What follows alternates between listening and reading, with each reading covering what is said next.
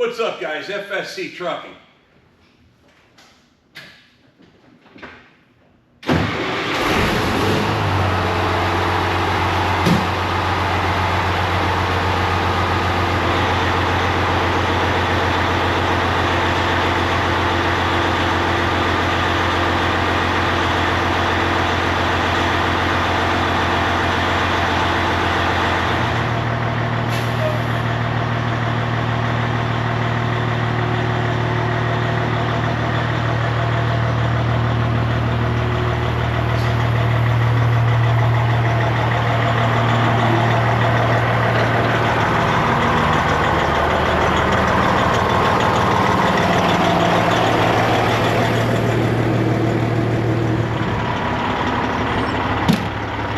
Alrighty, boys and girls, we got Black Dog out of the building.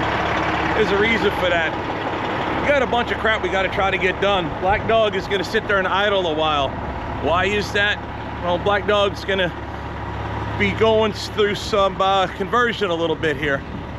One thing I have to do is figure out, it's got a pretty good sized oil leak. It's not really bad, but it's bad enough to drive me nuts. So when I got home the other day, what I did was I pulled it outside and I power washed the engine as good as I can. That's why there's still a little bit of water on the floor. We did that yesterday. Or was it yesterday? Day before. Did that day before yesterday. Either way, we're gonna leave Black Dog idle a little bit while we start addressing some of the stuff here at the shop. Number one, this place is a mess. It's driving me nuts. So I literally, when the last time we left, we didn't have a time to really clean up anything. So we just kind of piled the tools right here and gone on about it. But Black Dog is gonna go through some changes, which is a good thing. So I wanna touch base on something real quick. A lot of people wanna reach out, hang out, and shoot the bull and see what's going on. Well, we got some cool boxes that we're gonna have to get into with this truck here in the future. But wanna touch base on something real quick. Save the date. Something new and exciting for us. Big here for FSC Trucking. Right here.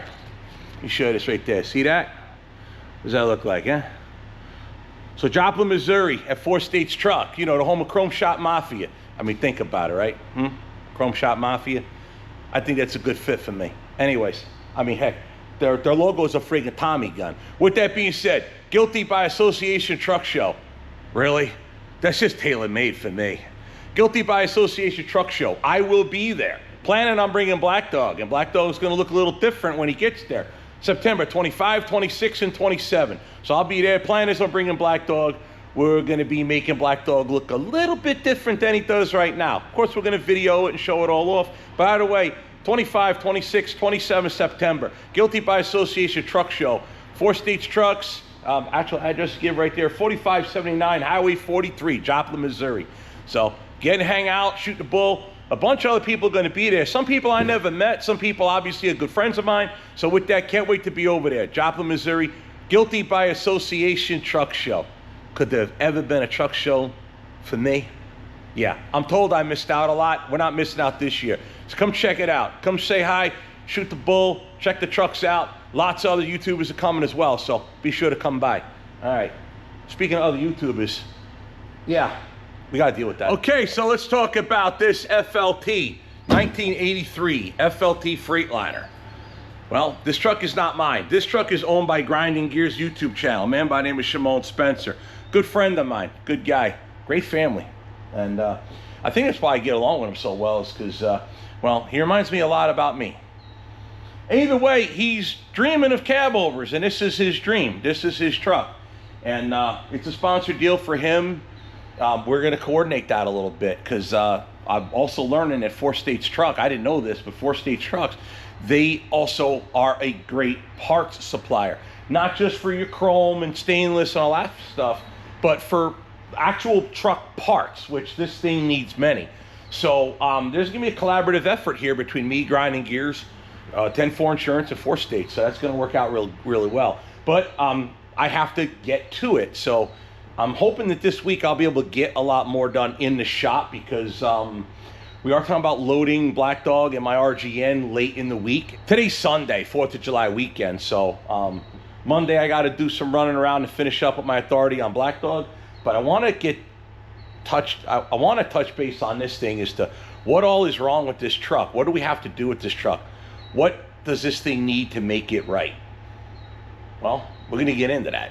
But first, I kind of have to clean up because, man, it's getting a little wild in here. It's just, we've been working, haven't had a lot of time to clean up, and that's when it's a one-man show. That's kind of how it is. I'm not the only one with that problem. Stack of fifth wheels here. What are we doing with them? Well, the top one used to be Orwell's. Fifth wheel still usable. The slider is absolute trash, but it's good bolt pattern, so that might be needed. The bottom two, those are gonna be made into one to make one big long slider for a fifth wheel, and that's for Orwell. Orwell, of course, is sitting over here off to the side in bay 2, waiting for me to get to them. Well, frame rails are in, and we're in a mock-up stage, so ultimately everything's gonna be bolted onto it, figured out, make sure everything lines up right and good. Fifth wheel, tanks, everything bolted on there, and then take it apart, paint it, sandblast it, paint it, put it all back together, and all the holes will line up pretty good at that. That's the basic plan as of right now. So Orwell's sitting there waiting. Yeah, but again, the mess. Orwell's engine, minus the block, head, and crank, is all piled up in that pile of mess. And we're not messing with that today. And then, of course, the bikes are in the way. I've been using a Harley. The gold wing's still tore up, so I've just been pushing it around. Orwell's old frame, I gotta get room because I'm tired of pushing that thing around.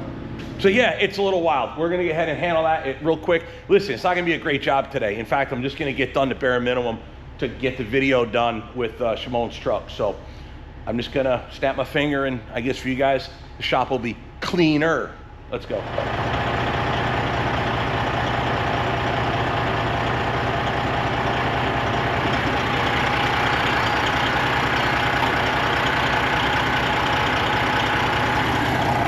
Now initially the leak appears to be coming from the back of the block, but it looks like it comes from the front, drips down and runs down the lip between the block and the oil pan and drips off the back.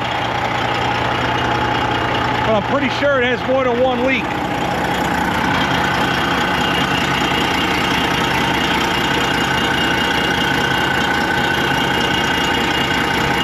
That ought to wash out all that well.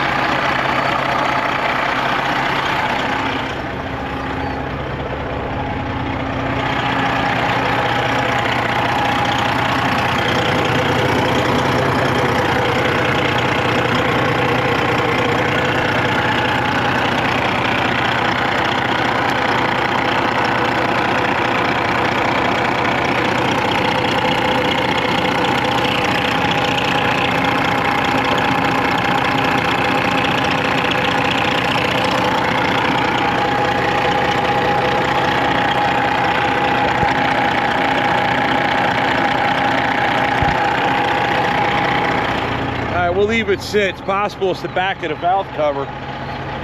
I don't think so. I'm pretty sure I washed back there pretty good, but I might not have. So we'll let that idle a little bit more. It's gonna leak. It has to. I want it to. Now that I want it to, it probably has to take a while longer. Obviously, it runs much higher RPM going down the road. Oil sloshing and swishing around the bottom of the crankcase and so forth, but we'll check back.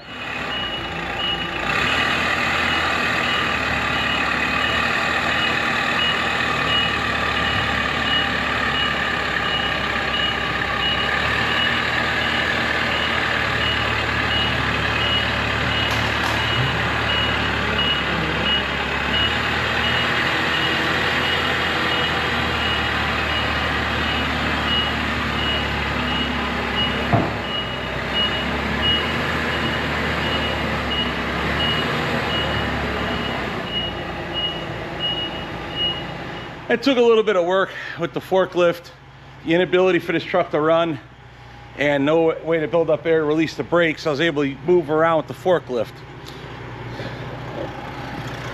However, with Black Dog, I was able to figure out where the leak was coming from. Let me go ahead and show you.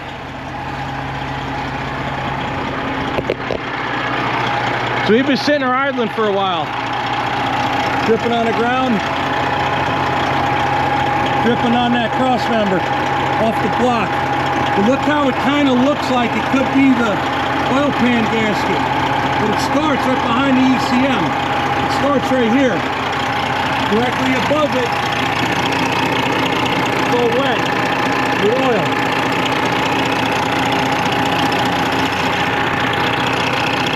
It's not up high. It's from here. Put your hand under it. See?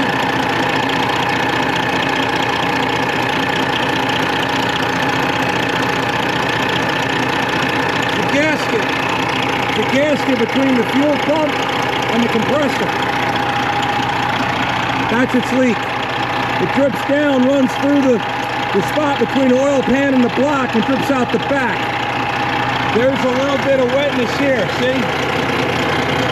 That's valve cover gaskets. The football cover, the football gasket might be a little wet too, but just a touch. I'm pretty sure we solved it.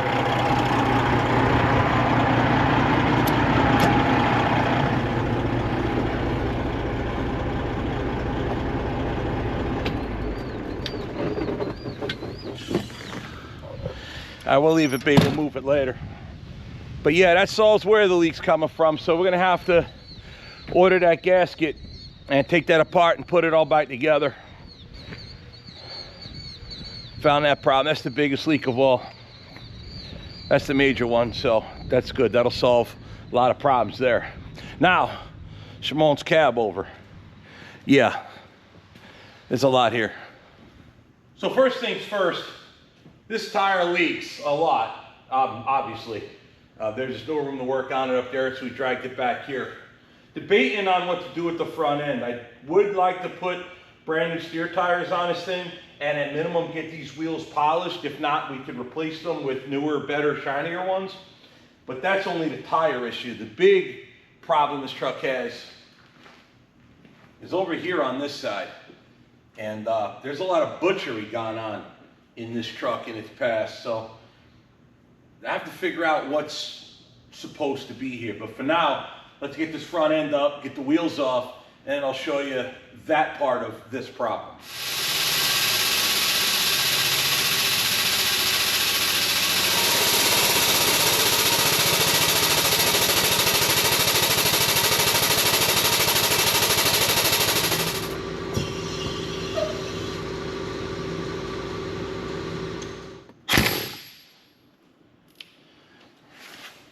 Right side of the truck, so it's right-handed thread. It does matter with these stud piloted wheels. The other side will be reverse thread, left-handed thread.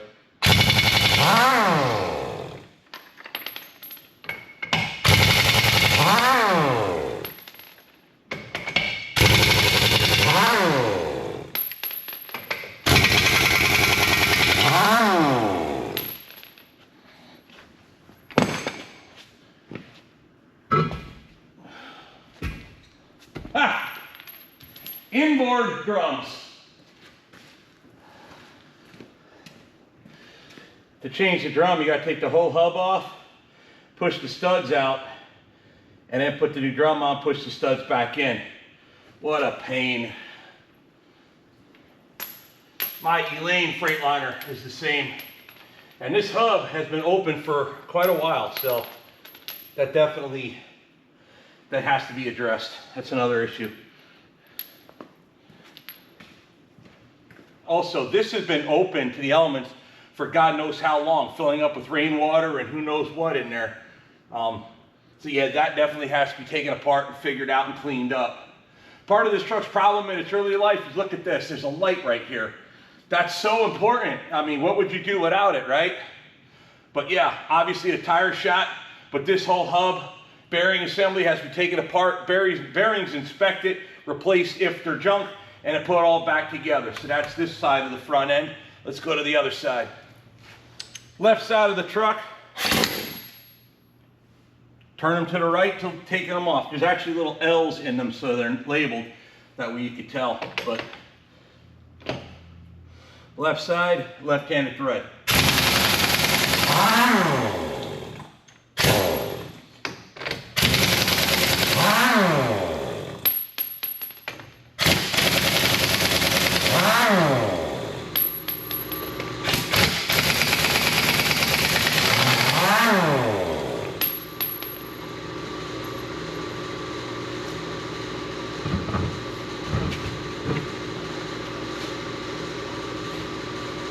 This is the one we had to put on with the ether in Texas.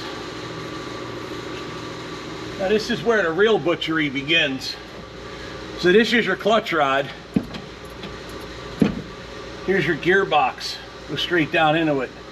And there's this bracket here for power steering lines, which apparently this truck has power steering. You wouldn't know it. But up under here, this thing's hacked up. It's all chopped up with a torch. There's some real booger welds right up in here. And I don't know how this is supposed to be, but that's the real nastiness of this truck right here. Look at that right there. See, it's hacked up right there like a blowtorch, or someone put a bolt there. And then there's this here, I don't know. And then down here.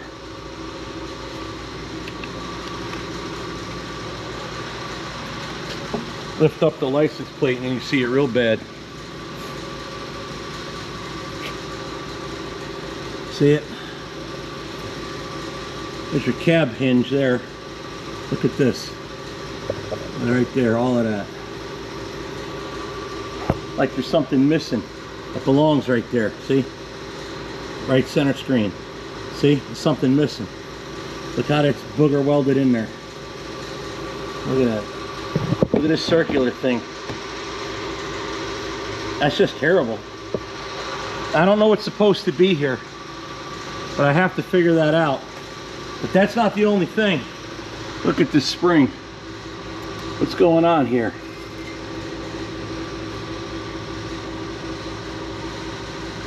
The other side ain't like that at all. The bottom piece looks like the spring eye, I guess, is the top portion,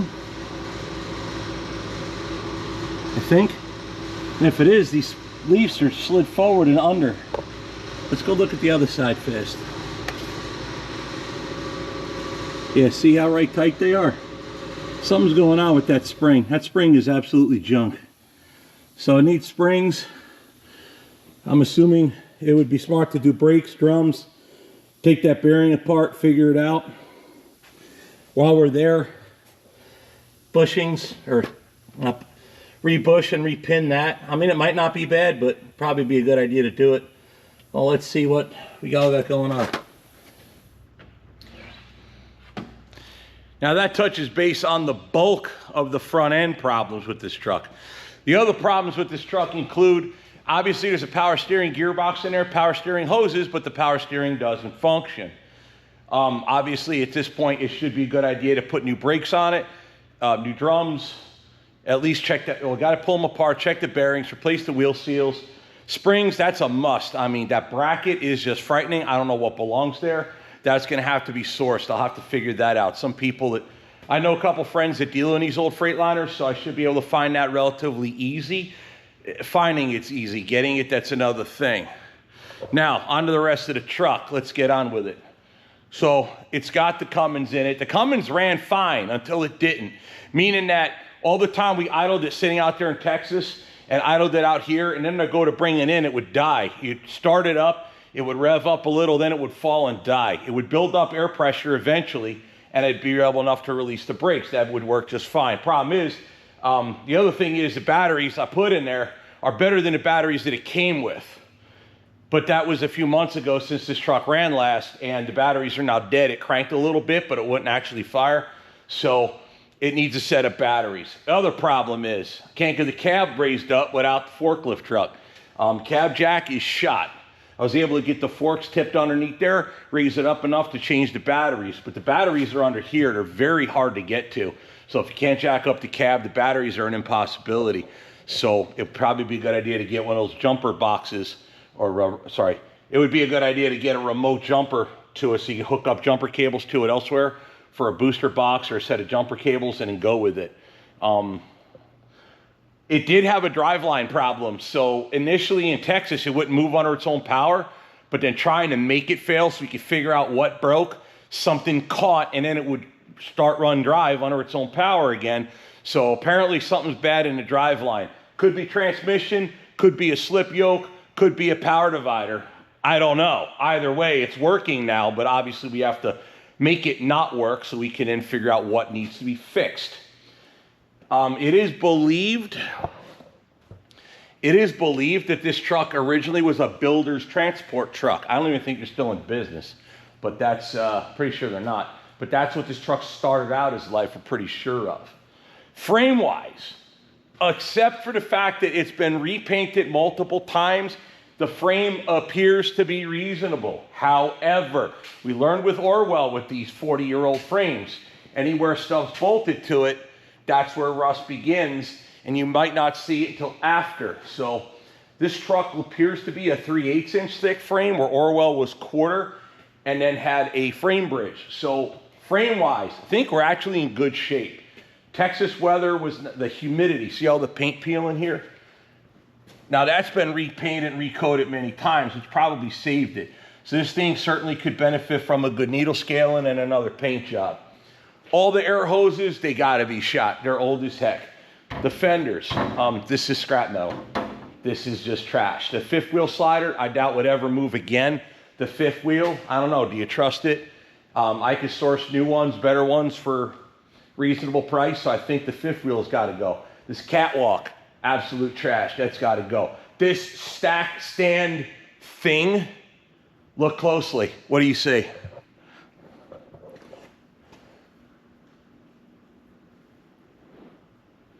Notice this one is solid.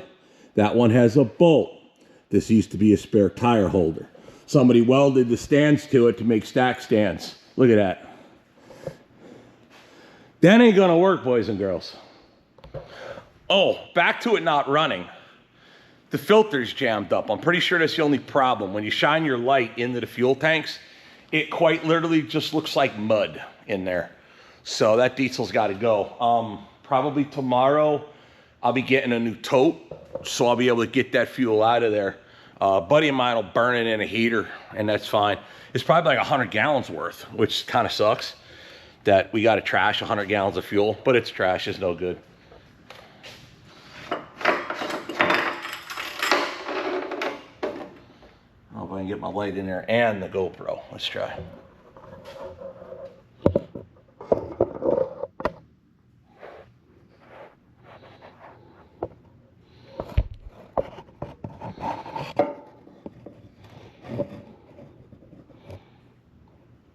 Yeah, that's what's in there.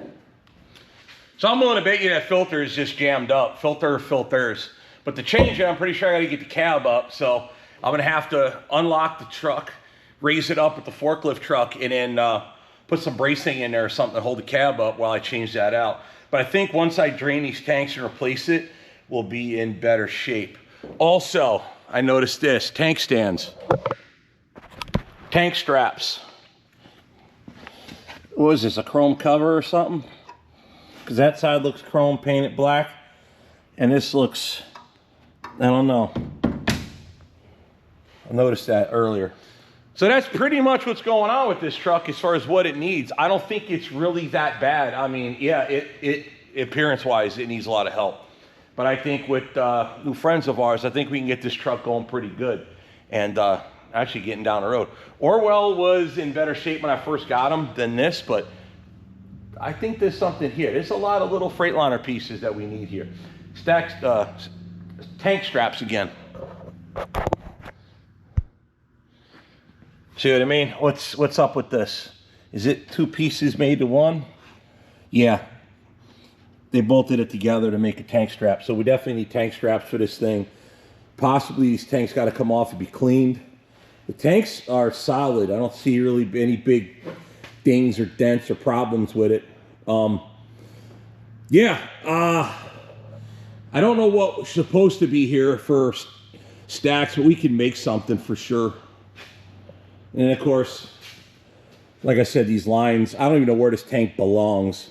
Airbags, I mean, they will raise the truck up, but they're junk.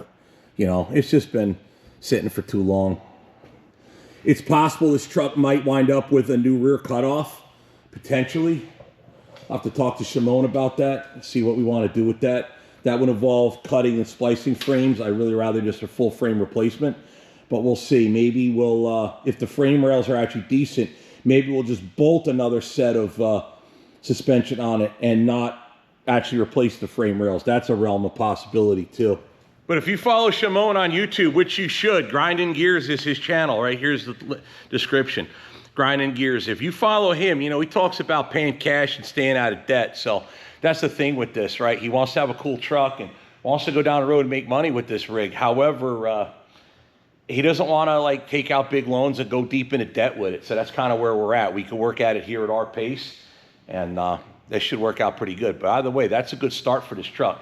So there you go. There's your update. That's what's going on with Shimon's Cabover.